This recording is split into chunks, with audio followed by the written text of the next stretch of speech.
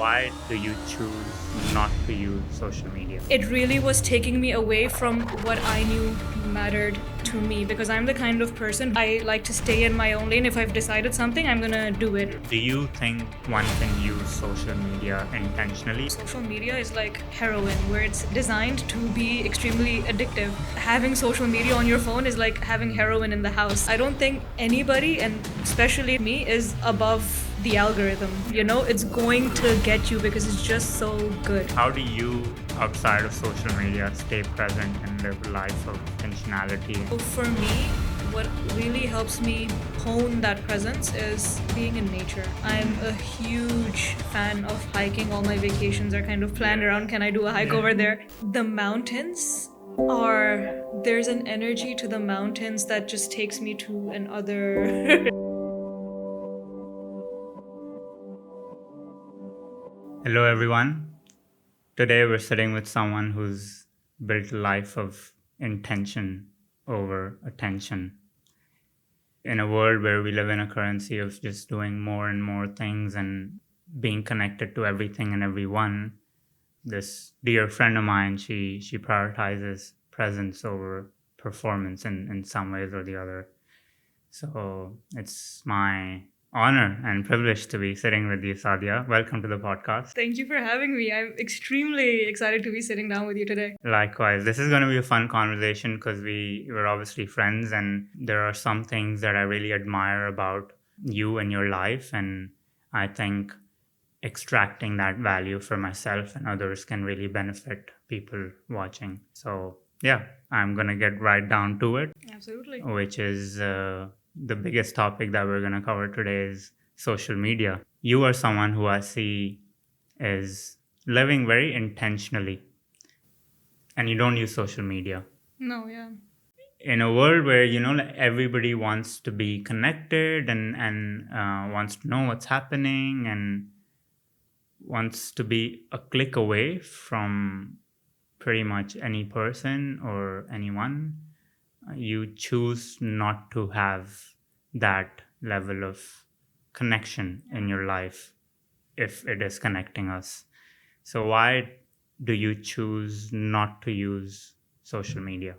I started when I was actually a teenager. I started with social media for a couple years before I decided to leave at a very young age. I think I was 19 or around 20 maybe when I left everything. And the primary reasons were, first of all, there's a lot of noise that you're consuming without even realizing, because in the offline world, the stimuli that you're receiving are they're very specific, and they're not as loud as what you're constantly seeing on social media. And especially now, over the last 10 years, I think social media has become a lot more aggressive in the way that it shares content as well. Because, for example, now with Reels, you're getting extremely, extremely fast turnaround content where you're looking every 2-3 seconds, you're getting new content to register. I think it's a lot of noise, which one is the conversation of dopamine and how that affects your brain, and two is also the conversation of how you're able to take all of that and actually be properly present and focused in your life. I think it really negatively impacts. And I realized that from a very young age, where when I would be scrolling, when I would go off after that, I wasn't able to really be in a present whole mind space. And so that was really bothersome for me. And the second one was this point that you mentioned about constantly wanting to be aware of what's happening. Everything. That's really tricky as well, right? Because whether it's our friends or influencers or different famous people around, I think that culture of FOMO, wanting to keep up, always knowing what's happening, it leads to really bad mental effects as well, because you can fall into a loop of comparison, or also wanting to prove yourself and where you are in life. And I think that was a rat race that it really was taking me away from what I knew mattered to me, because I'm the kind of person who's very like, I like to stay in my own lane. If I've decided something, I'm gonna do it. Do it. And so I don't really take, for example, even advice from people a lot unless I really, really trust them. So those kinds of external stimuli, I want to reduce as much as I can from my life. And so that's why I decided early on that this is not for me. I'm becoming like, I'm not focused with, I know what I want because I'm connected with it. So I need to stay in my lane and pursue that. It's incredible how you were able to realize this at such an early age, how it's affecting your attention span, how it's influencing the choices you make, how it's taking away from how present you are and how you show up for yourself and others. What made you like, what contributes to that realization that you had an early age?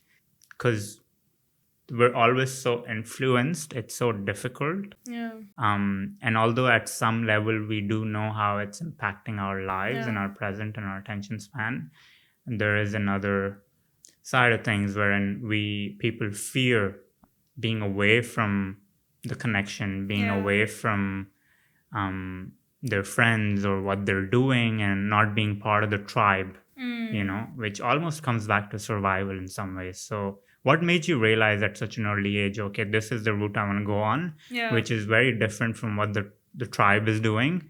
And how did that feel in the beginning, and how does it feel now? That's such an interesting question, and I'd like to discuss the tribe thing once I answer like the first part of Yeah. your question. How I decided that at an early age, I'm not actually sure, to be honest. It started with a very casual, over the summer, my sister and I decided we're gonna like delete our Snapchats or something. And then that Sister was even younger, no? sister was even younger. She's now has social media, but we Okay. kind of started with that together. Okay. And once I did that, I started very clearly seeing my life with and without it, and the impacts that it was having then. I think that combined with the fact that it also was a personality thing. I've never been too fussed as a person about what other people were doing with their lives, because I think it's not because I'm like I have some special ability, but it's because I'm self-aware in the sense that I know I can also fall into these comparison traps, Yeah. So I don't think I'm above anybody, and I know I can fall into these. So I actually, instead of like going to the poison, I try and stay You're away. humble enough to know Exactly. that, I know I'm not better than so I stay away from the poison entirely. Yeah. And that over the years, I have actually had moments of, thinking like, Go it would be back. really, because I hear these stories of like, somebody connected with some old friend and now they're meeting. And it's like, I've always had things like that where I've wondered like, maybe it would be nice to have those sorts of connections. But then on the flip side, are you really, and this comes back to your tribe point, are you really more connected online than you would be otherwise? Because those connections that you're building of like seeing what the other person is doing on vacation or the business that they've built, it's nice to know, but are you really connecting to each other? I think it's also kind of a parasocial relationship that you almost develop even with your own friends. Yeah. What has your experience in relationship with that been? I think it's so much true. The relationships you build over social media, they're really shallow. And I think the more you do that over time, it takes away your ability to really connect deeply with someone offline as well. Because obviously what you practice is what you become and what you become better at, per se. So if you are in the habit of developing those relationships online, it almost takes away opportunity to do so offline. And Yeah. in offline you would go through these uncomfortable, awkward moments and stuff that by overcoming those you become a better communicator and better connector with Yeah. people. You seem beyond what they're saying and go into their expressions and stories, and learn to build empathy for them. And all of these social skills are so fundamental, and they're only developed, in my personal opinion, in person. 100%. Right? You cannot have deep, meaningful conversations over text. Yeah. I send you a text today, you're going to respond tomorrow. What energy am I embodying when I send that text, but when And I how get much a of that is response. actually transferred as well through text? Exactly, right? When they read it, like, where are Yeah, they? yeah, Where yeah. is their attention? It comes down to attention, right? Yeah. They could be in an office or sitting with family or watching a TV and they're reading your text. Like, it's not received in the same way with the same sort of energy. Yeah. And obviously that it falls through the cracks. You really don't, you can read the words and you can understand the meaning, but you don't know the energy that it I embodies. think one thing that this touches upon is also the idea of energy and presence as well, right? And I think some of the people and the influences, the mentors that we like to listen to, they speak a lot about this as well. That when you are with a person, there is an energy and a connection that passes through. If you're very present, there's a oneness that you feel that just cannot be replicated in a written form of Impossible. Yeah. communication. And I think one thing that's not spoken about very frequently that I am kind of guilty of a lot of times is also the overwhelm and the anxiety that you sometimes get from online interactions. For example, I don't have social media, but I have WhatsApp. Replying to WhatsApp sometimes, and these are people that I love, but somehow when I'm getting WhatsApp messages, it becomes overwhelming for me to receive those It's messages almost and like an have to obligation, exactly as and if people own my time and I'm obligated to reply yeah, like immediately. and obviously that just does not Exactly. comes And it's not because I don't respect or like or love those people, but it's rather you're in a different energy at that time, they're in a different energy. And I think that's why intentionality also really matters. And that's what you can foster in person, where we have intended right now to meet at this time and we're fully present present. for each Yeah, other rather yeah. than these kind of broken forms of communication, which is kind of an anxiety inducing for a lot of people, and I know it is for me, where I see a message and then I reply to it 4 days later and it's already like becomes a guilt cycle because you Yeah, keep for delaying it. sure. It almost feels like a chore that you have to do Exactly, something, 100%. and it comes out of this place of not I want to do it, but I have to do it, and that obviously just does not come across in the same way. And yeah, like I'm we see it in our daily lives that the conversations you're having there, it's more so transactional and it's just logistical stuff, or like, we're going to meet here at this time, or this is what we need to do. It's just getting to achieve a certain outcome of what you Yeah. want to do or what you want to have, or sharing something, but you can never really feel the energy. And for a lot of people, energy is just something woo woo thing, but you can actually, like, science can measure it now. There's these waves coming out Yeah. of you and you can feel it. You Yeah. can, just because you can't see it, there's a lot of things you can't see in this world, but it's there, doesn't. And it's not even woo woo in the sense that, for example, you meet some people and you immediately feel at ease with them. Yeah. Whereas you might meet another person and you kind of feel a bit off. There's something about their Without presence even that's them unsettled. saying anything. What is that? That's energy. Yeah, yeah. Exactly. But you have to be present enough to be able to catch up on For that sure. feeling. If you're so consumed in your own bubble of social media or in your phone or in your head, Yeah. like, you will not be able to. That's an interesting point that you bring up because it ties to your first point about this constant stimuli that you're getting, from social media and wanting to stay connected. But in a way, what you're also doing is then kind of thwarting and cutting off your ability to really feel energy when you are with. Because if I've scrolled through You for can't an look at hour, it, yeah. I can't then be with my sister or with my friend and then fully be present because then For sure. my mind, my intention is Yeah. somewhere else. So we're also impacting then our in-person relationships to a certain degree, I feel. Yeah, and a lot of people, like, multitasking has become a big thing, and There's no such thing as multitasking. there's no such thing. yeah. Like, it's proven as well. Like, your attention now, while you're talking to me, can you feel the sole of your foot touching your shoes? Now that you said Now it, you can, I right? didn't even realize. That's what I'm saying, right? So there's so many things. It's like your attention, you can't do 10 things at the same time. Yeah. You can oscillate between the two. Now you just took your attention to your feet and then you came back here. So you can oscillate between the two, but you cannot, like, focus on two, maybe you can, but 3, 4, 5 things at the same time. And what happens then is you're constantly like on your phone and you're talking to your partner, siblings, friends, whatever, and watching TV as well, Yeah. and you're constantly oscillating. When you keep oscillating, you can't get that depth. Yeah. You can't sit with someone and just really listen and be present with them Yeah. and go deep. I think one thing to that as well is it's a thing of quality as well. Yeah. I think I, as a person, like to have quality with all the things that I try to do, including my relationships, and the time that I'm giving to certain things. So if that time is distracted and not fully present, I'm compromising and sacrificing on the quality that I'm able to do all of those things with. So I think it's also important to be intentional with that as well. Are you living a quality life in the terms of the presence that you're giving to everything that you're putting your attention to? Yeah, I think people really like nowadays there's this culture of, especially online, doing more of less than doing less of more. Yeah. It's they want to do 10 things, but do a little of 10 things, Yeah. then do two things and do Do them them really really well. deeply and intentionally. Yeah.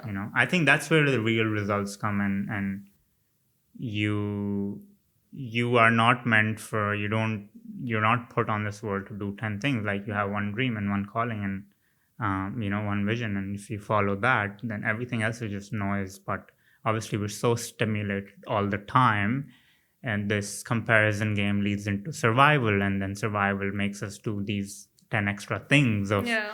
we would not have done otherwise, but because we see someone else doing them and feel great and seemingly feel accomplished on social media, we almost want to follow someone else's dream. And somewhere along that journey we realize, like, what am I doing, where am I going? Yeah. I think what this ties into interestingly as well is the topic of purpose. Yeah. And I think that's also something that you find when you really tune in to life. And I think that's why a lot of us struggle to find purpose as well, is because we're not So much properly noise. tuned in. And that noise can be our jobs, our responsibilities. Like, there can be a lot of different things that are like pulling at us from all angles. So I'd actually be curious to know, even from you, is like, you also, like what you said about me, first of all, thank you for that, but also I would say that exact thing about you, where you're very intentional with the things that you choose to devote your energy into.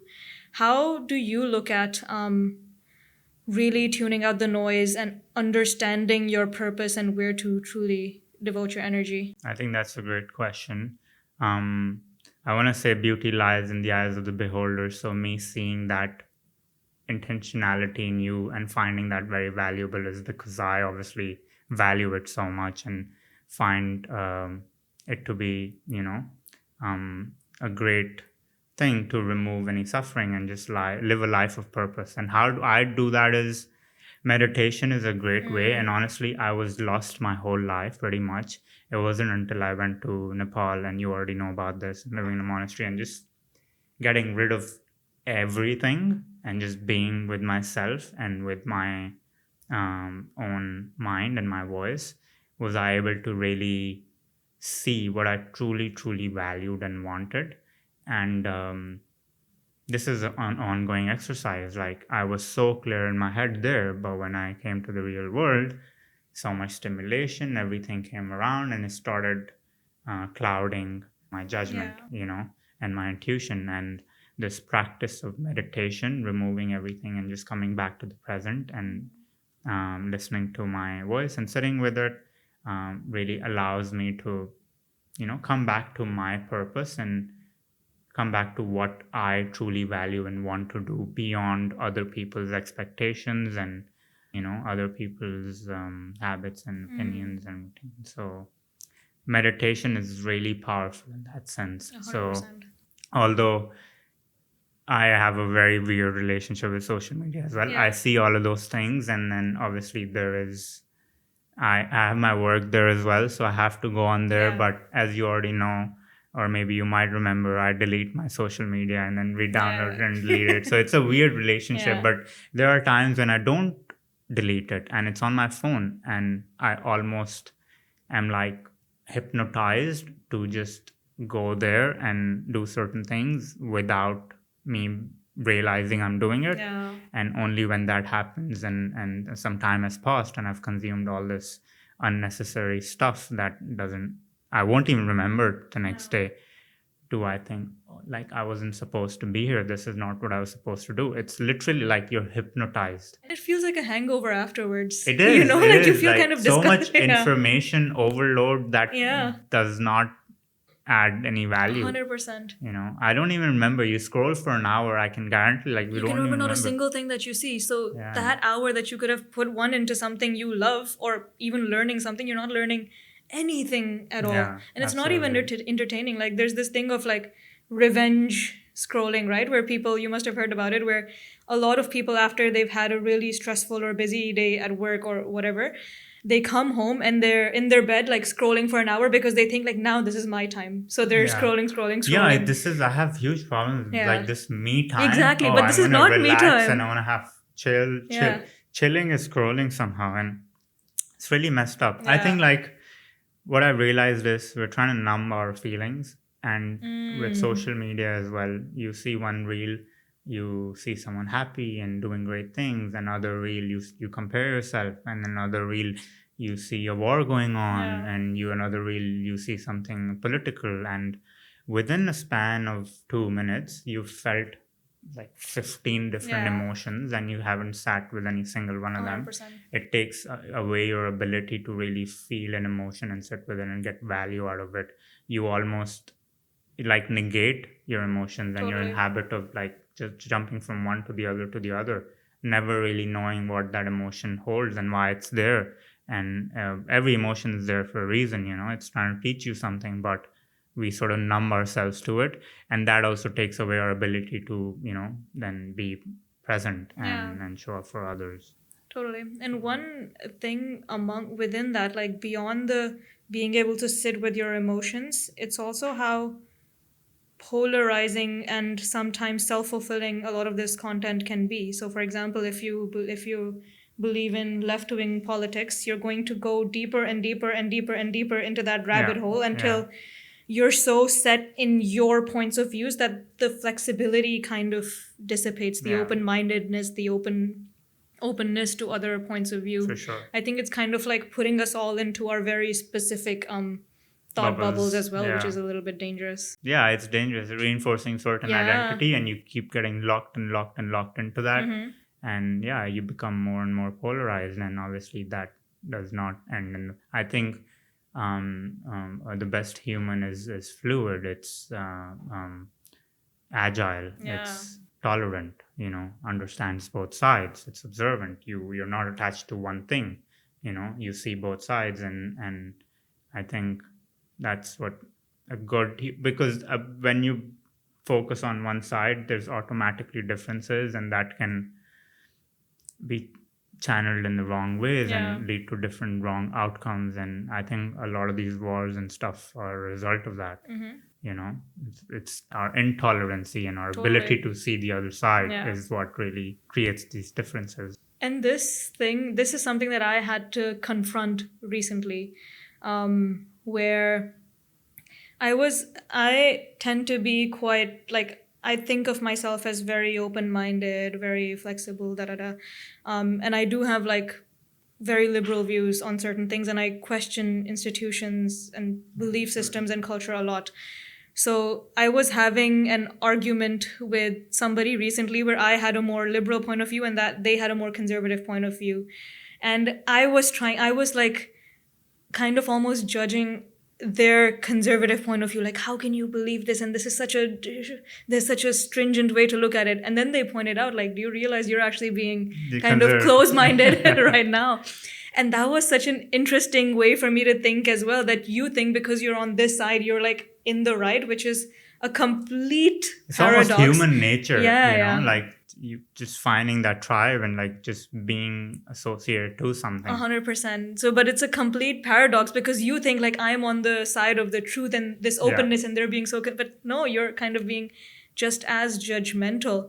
And beyond all of that, like this is kind of spiritual woo-woo territory, but identifying so strictly with any idea, a belief system or an identity, it's a thing of ego, right? Yes. So all of us are kind of going deeper and deeper within our egos by attaching so deeply to these.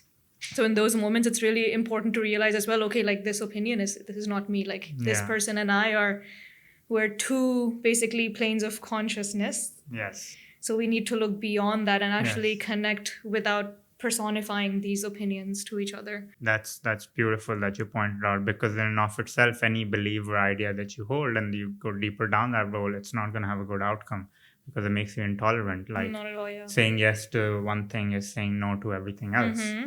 And if you don't have the ability to zoom out and have the observer's mindset and look at it from a pure consciousness, you will put yourself in a certain box and be limited by that, the boundaries of that box. And consciousness is one thing that a lot of people talk about. It's just really hard to explain per se. It can't be explained in my understanding. You can only feel it. And I think it's also difficult to understand it fully yourself, because there's also levels, almost not strictly defined levels, but there are different planes and levels of consciousness in a way. And the deeper you go, the more you discover in this non-material world. And that's also really, really interesting. But for that, you really need to quiet down all that noise. And I think that also, for a regular person like me, kind of comes and goes in phases, where there's moments when I'm very much in the noise and then moments where I can kind same. of quiet it down. It moves in seasons. Life Yeah. moves in seasons. And like there's definitely days where I feel like divinely connected, and other days I feel so small and human, and like just being subject of my mind's choices and Yeah. whatnot. And it's a roller coaster. But I want to ask, do you think one can use social media intentionally, and is there any benefit that social media can, just to flip the narrative a little bit? It's an interesting question, and one that I've thought about very often. Yeah, I'm sure. The thing is, it's like I heard somebody on a podcast saying recently, and I thought that was so true. Social media is like heroin, where it's designed to be extremely addictive. So having social media on your phone is like having heroin in the house. You know, it's like, it's, in my opinion, I know it sounds It's a strong narrative, but it's so true. It's extremely strong, and I'm sure people might disagree. But in my personal point of view, the way it is designed, I don't think anybody, and especially not me, is above the algorithm. Yeah. You know, it's going to Yes. get you because it's just so good.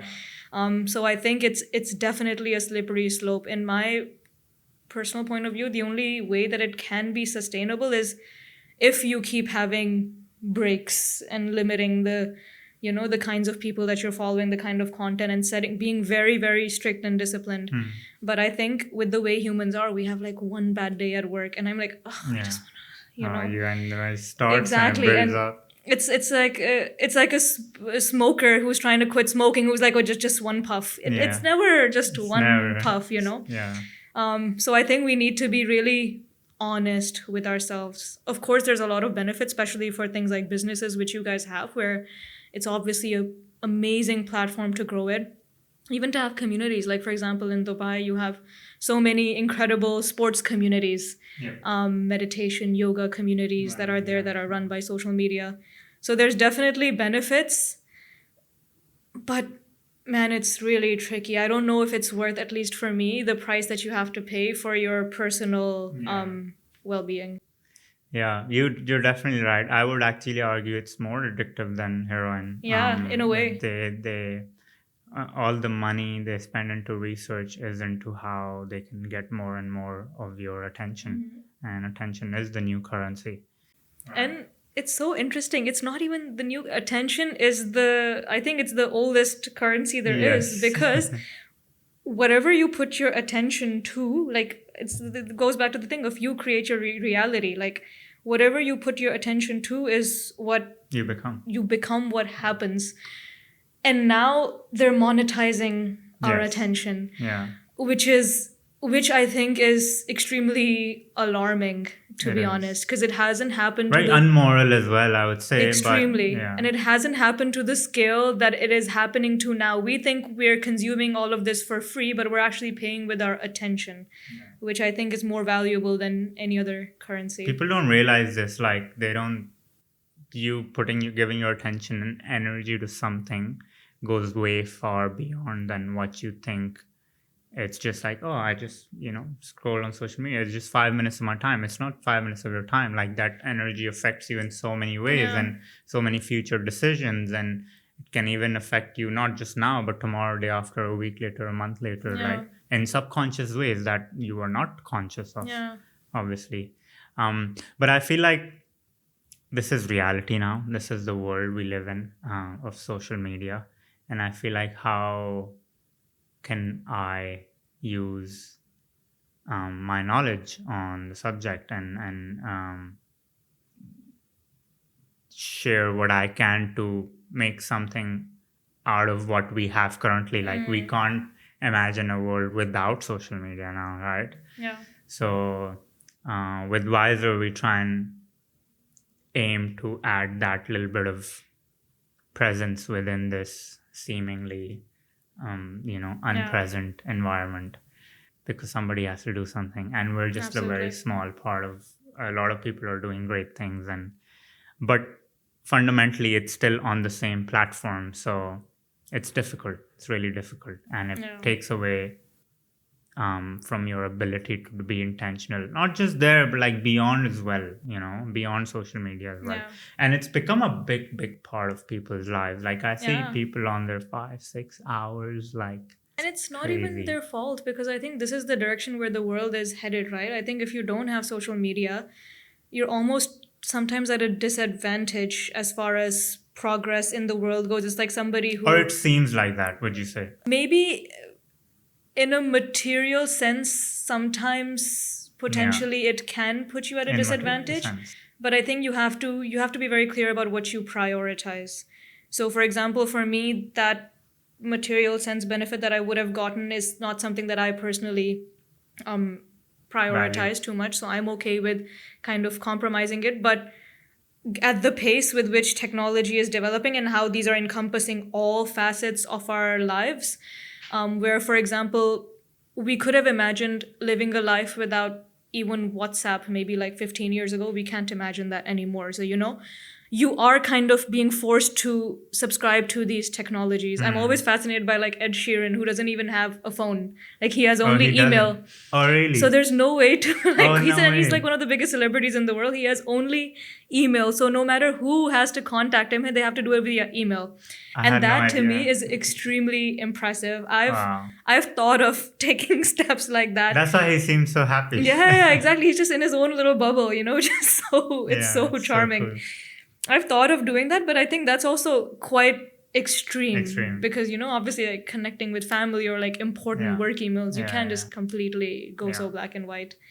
It's just become a norm that obviously you can't go back from now. It's just really hard. But what's even harder is navigate this field, and being intentional with it, setting your boundaries. Like Yeah. that's the most important bit. And for as long as you don't have those boundaries, like you are making yourself available to anything and everything. So just, yeah, be ready for the ride. Like Yeah. it's coming. Yeah. Um, And it's so interesting because the problem is, for example, when I travel, I barely look at my phone at all, like no WhatsApp, no hmm, nothing.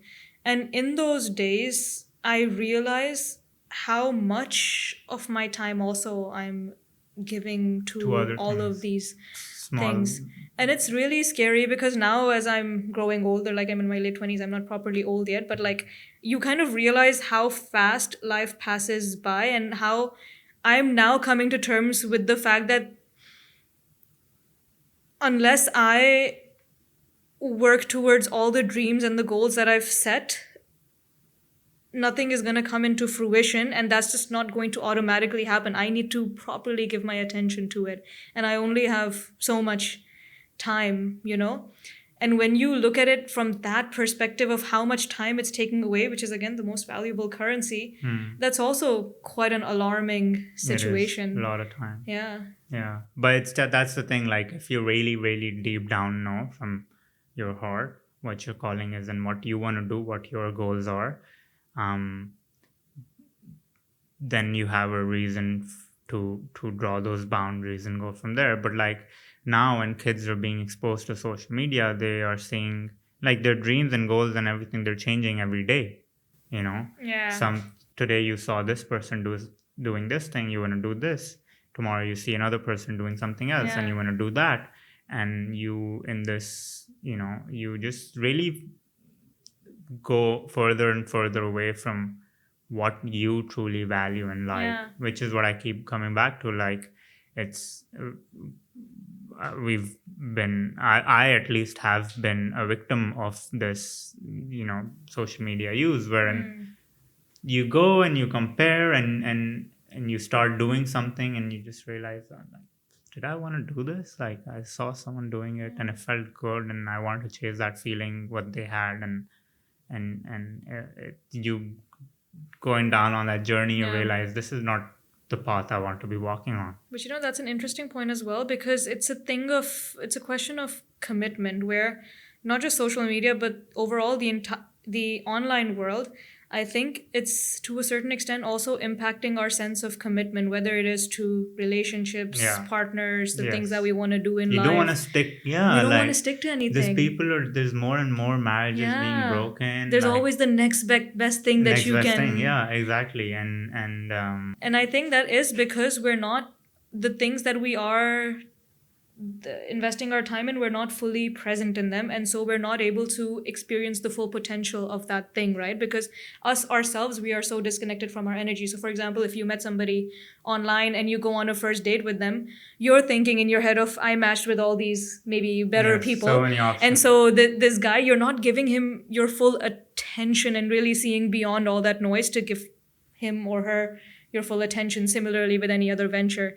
So I think that sense of commitment is also kind of because you haven't exercised that muscle, right? It is a muscle. That's a really good way to put it. It's something that you need to consistently practice over and over, and even though it won't be as exciting and dopamine inducing as going on to the next thing all the time, truly sitting with it, and to your previous point of like feeling all the emotions that come with that particular experience, is going to be a lot more valuable in the long haul than always trying this next best thing. For sure. How do you, outside of social media, stay present and live a life of intentionality? And I think for me, what really roots me is deciding on understanding the few things that I really want to give my energy and time to, whether that is maybe my job, maybe some of the passions I have, whether that is the gym or working out, exercise, and a few close people in my life. Those few blocks of things that I need to do, I give them my 100% focus. And for me, one thing that really, really, really just I feel very naturally present in is when I'm in like one-on-one conversations with people. Yeah. There is immediately an energy that suddenly calms me down when I'm in a setting with just one person and we're in a room, and it's almost like meditation to me. It's a bit weird because it's very engaging. It is meditative, for sure. Definitely. Like when a person isn't on their phone and it's just the two of you talking, I think that's one of the most meditative things you can do, because you're present and you're just connecting with another soul. And I think that's like having those kinds of touch points with the people that are close to me is really, really important and keeps me rooted as well. That's beautiful. So you sort of, in practical terms, set aside time for specific things that you value, like you mentioned. And putting quality time to the things that I think it starts with intention. You need to decide what is important to me. What are the 4 or 5 things that are very, very important to me?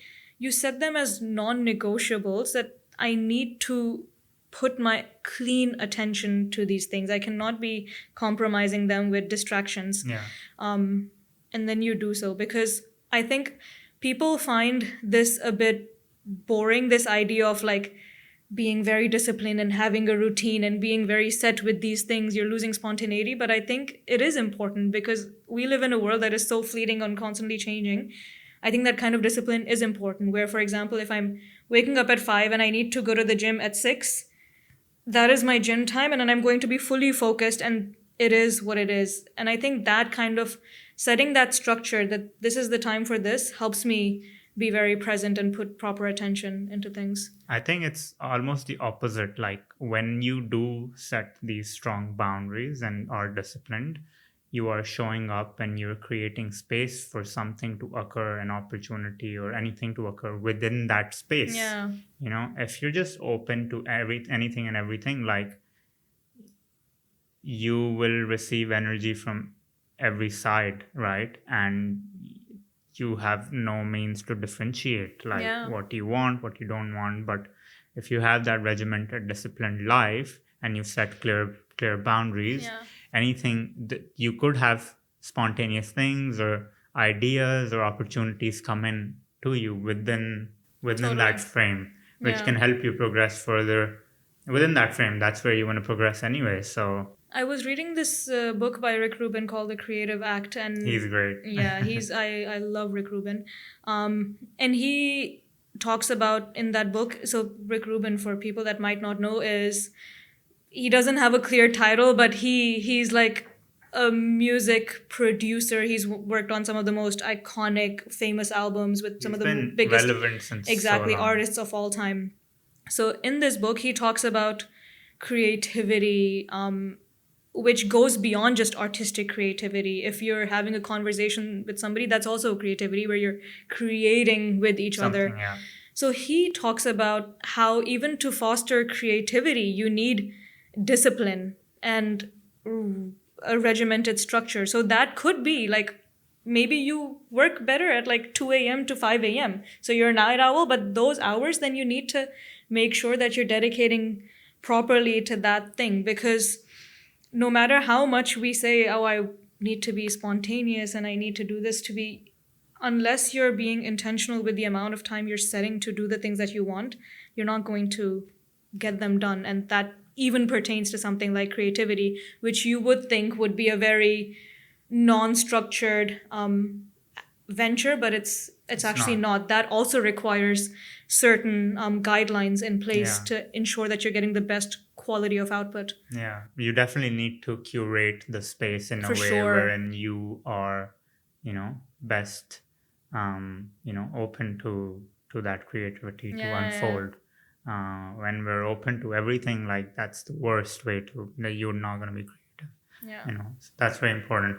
How do you have any practices that you have to stay present? And I feel like the more, in my personal experience of life, the more present I am and the more intentional I am, the more happy I feel. And generally, this comes from like doing less things and just doing things that don't seemingly seem productive to people on the outside. Say like meditating for an hour a day, it just like everyone thinks in material terms, like what is the ROI of that? The ROI of meditation. Do you know what I mean? Like it's stuff like Yeah. this, small things, just sitting by yourself with no thoughts or just sitting in the sun without social media. Now people just want to be extra productive. They want to be reading a book and talking to their friend and watching a show at the same Yeah. time. It's like they want to do so many things at the same time. And I just think that just messes me up. Yeah. But when I'm having this, like I have these slow days where I'm doing like not a lot of things and I'm very intentional. I'm moving really slowly. I'm being present with the things. When I'm eating my food, I'm eating my food. I'm not watching TV. When I'm washing the dishes, I'm washing the dishes. Per se, like mindfulness. Yeah. That's what it is. I just feel more present and aware, and I feel happy. Yeah. Content.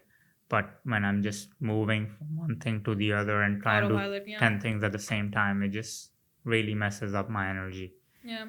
Eckhart Tolle, I'm he has this book called A New Earth, which was an extremely transformative book for me that I read like 3-4 years It's ago. about one consciousness. It's about consciousness. It focuses a lot on ego as well. So he has the other book, the Power of Now. Power of Now. It's my favorite book. Yeah, I haven't read that one yet, but A New Earth was my introduction to Eckhart Tolle, and this basically goes more into detail about kind of Presence, consciousness and yes. ego.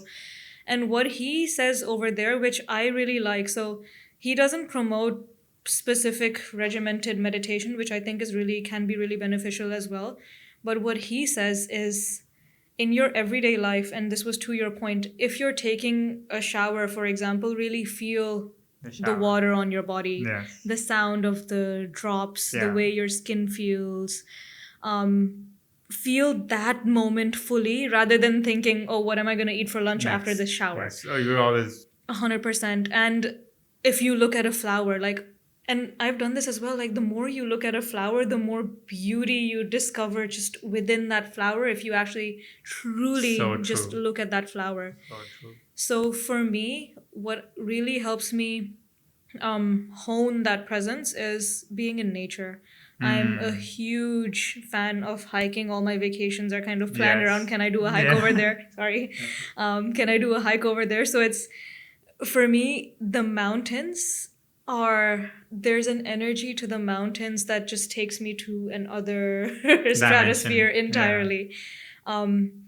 Because and I like solo hiking a lot, so I like being out there completely alone. There's nobody out there. It's quiet for like miles and miles and miles, and you're just in nature. And I think for me, the way that roots me to the earth is incomparable. And I think that's also something really important, which unfortunately in Dubai we don't have as much access to. But I think nature has a really strong grounding effect on people. It automatically, like if you're in a jungle, you're not going to be thinking about what's happening in my Gmail, you know? Of course. So I think nature is like one of the most potent ways we have to actually root and ground ourselves, that I think we also should be more intentional about getting into. It's definitely rooted in biology. I did this thesis recently about biophilic design, which is immersive, adds nature to these our infrastructure and urban design. And within that, I discovered that humans have a natural affinity to nature, and just being in nature calms us down and relaxes us. And it's moves our nervous system towards relaxation, parasympathetic side of things. And I think nature is a great way to be present and just trigger that part of the nervous system where you don't have those compromising, comparative, shallow thoughts or doubts or disbeliefs. So nature is amazing. And I feel I've observed people who are more present and aware and intentional in their life, they really love nature. Or people who are more immersed in social media and just doing 10 things at the same time and stuff, like they don't see any value in nature. So I think that is a good observation to see as well, how that's affecting our life. And a good book for people to read if they are interested in this topic, which is interesting that you wrote your thesis, is also The Nature Fix, which there's this woman who's done like a lot of research into different environments and measuring the impact that different natural environments have on different bioindicators within us. So that book really opened my eyes as well, because I always felt it within myself that suddenly I felt a lot more relaxed, but this told me kind of the biology and the physiology behind what was happening as well. So it's really, really fascinating. It draws on these two psychological studies and philosophy, which is attention restorative theory and then stress recovery theory, which is being in nature, we can restore our attention quicker and be more present, which then obviously triggers our parasympathetic nervous system, and we feel more relaxed. When we're more relaxed, we don't have those stressful thoughts. But on the other side, when you're stressed and when you're doing 10 things, it almost comes back to your survival. Yeah. and you will have intrusive thoughts because your mind is trying to escape something. It feels like there is actually a threat in your environment. Um, Yeah. and I think being on social media and just doing these 10 things at the same time, not being intentional, just thinking of the next thing always again and again, we're constantly living in survival. Yeah. And when you're living in survival, your body is releasing cortisol Yeah. all the time. There's so much stress. And when that cortisol has no release, like if it's releasing cortisol in an environment where you genuinely have a physical threat, say you want to run from a tiger, Mm-hmm. that cortisol is being utilized for you to run, Yeah. right, within your muscles. But when we're sitting on a couch and we are, or You receive a difficult text message and yeah, you having the same spike. yeah, or just like thinking about something, Yeah. you're watching a TV, but you're thinking about something, that stress and cortisol, that chemical is being released, but it's Same effect. not being Yeah. utilized. And that eventually just builds up disease in the body. All pretty much 95% of all like conditions, health conditions, the foundation, the source of that is stress. It's cortisol. So just not being utilized in the same way. And I think the way that our cities are designed, even like now Dubai, like you used to live here a few years ago, I used to, the yeah. Dubai of that time versus the Dubai that we have now is also very different. Like for example, traffic. You leave work, you're constantly in this traffic jam. There's horns, there's people driving badly. You're like at a red light.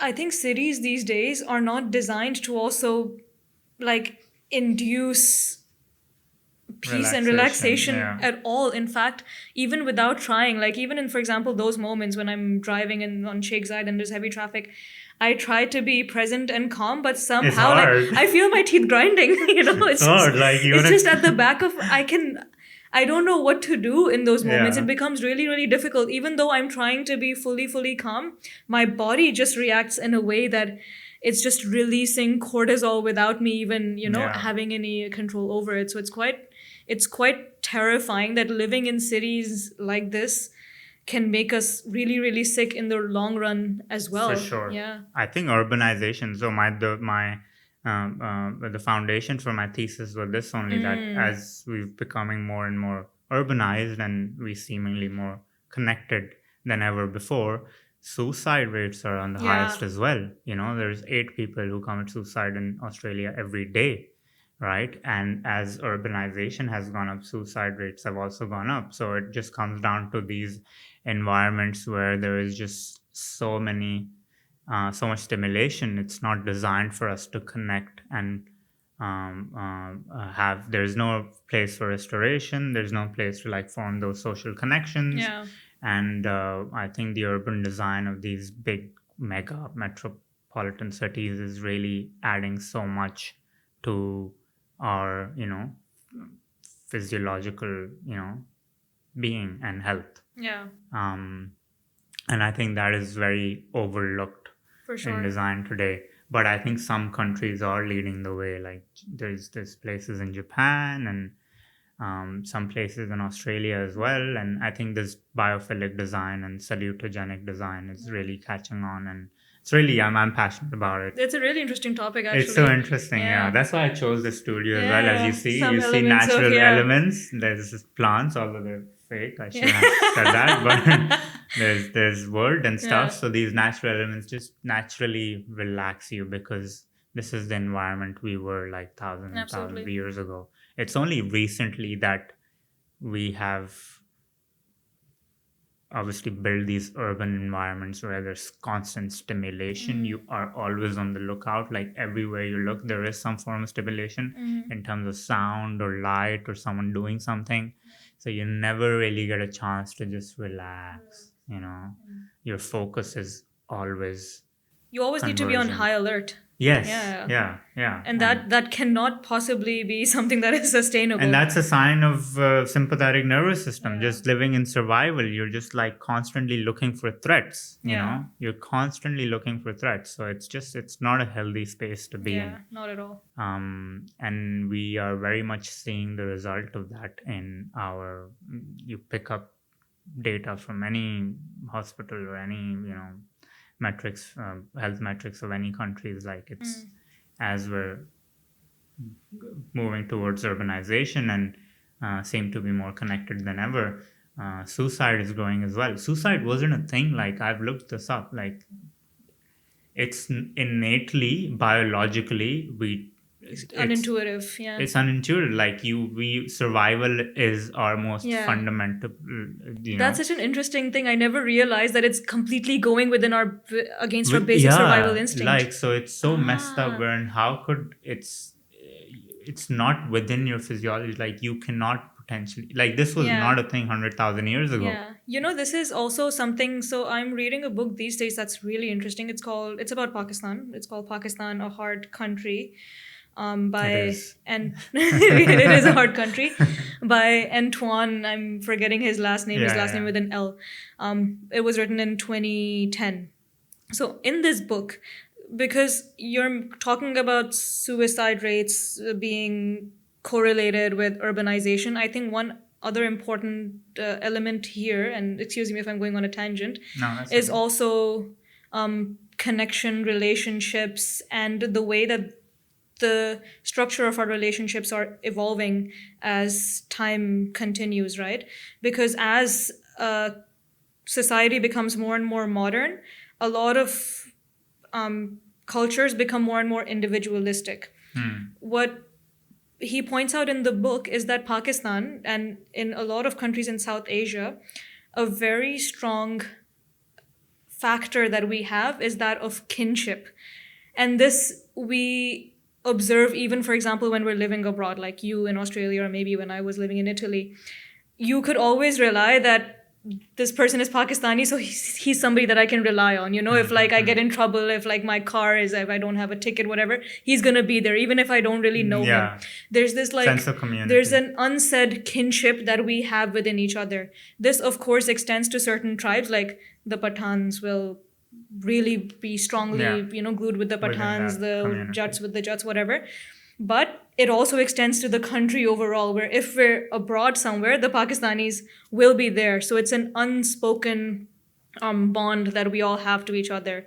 Now, you could argue that there are areas where that harms us as well, in Yeah. the sense that it can enable corruption and exploitation and things like that. Intolerancy. 100%. But on the flip side, it also fosters a sense of community that I think is really, really key to happiness at the end of the day. Yes. Because say what you will about the culture, I think this is something that is very powerful that we have within the culture that I think does add a lot to well-being as well, where you never feel truly alone Yeah. in life. You always have a community that you can fall back on. Whereas when I've lived in Europe in the past, I felt the icy cold isolation, and I can totally understand how that might lead to somebody's mental peace deteriorating to an extent where they would completely go against their survival instinct.